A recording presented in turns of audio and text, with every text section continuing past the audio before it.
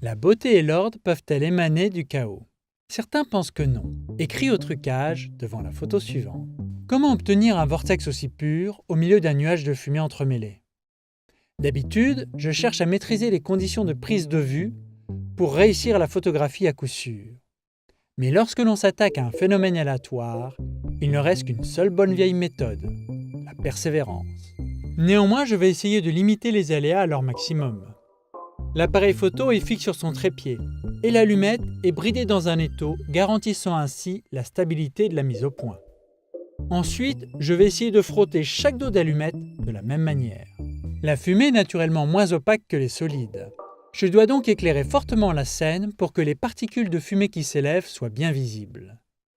Mais je dois éviter la surexposition de l'allumette. Je vais donc utiliser une astuce. Ce carton allongé va donc placer l'allumette dans l'ombre du flash, en veillant bien à parfaire l'alignement. Ensuite, comme je ne sais pas à quelle hauteur je vais photographier le tourbillon, je vais déclencher une rafale de 4 photographies. L'éclairage latéral permet d'obtenir un fond bien noir, montrant l'évolution de la fumée. L'air chaud monte et interagit avec l'air froid environnant. Du coup, les particules de fumée se retournent sur elles-mêmes et s'en mêlent en formant ce nuage extrêmement brouillon. C'est que les équations de la mécanique des fluides sont d'une grande complexité. Et soudain, les conditions nécessaires sont réunies et nous allons pouvoir figer la magnificence, pour peu qu'elle se produise lorsque l'appareil photo a ouvert son obturateur.